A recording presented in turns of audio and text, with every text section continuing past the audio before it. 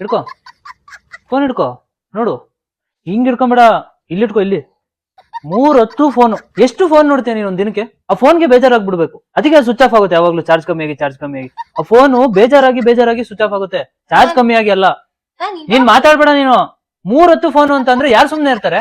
ಅಲ್ಲ, ನೀನ್ ಇಷ್ಟೊತ್ತು ಫೋನ್ ಹಿಡ್ಕೊಂಡೆ ಕೂತಿದ್ದೆ, ನಾನು ಇವಾಗ ತಾನೇ ಫೋನ್ ಹಿಡ್ಕೊಂಡಿದ್ದು. ನಾ ಹಿಡ್ಕೊಂತೀನಿ, ನಾನ್ ದಡ್ಡ. ನಿನ್ನ ಮದ್ವೆ ಆದ್ಮೇಲೆ ಗೊತ್ತಾಗಿಲ್ವಾ ನಾನ್ ದಡ್ಡ ಅಂತ? ನಾನು ಹೋಗಿ ಬಾವಿಗೆ ಬೀಳ್ತೀನಿ, ನೀನು ಬೀಳ್ತೀಯ ಬಂದು.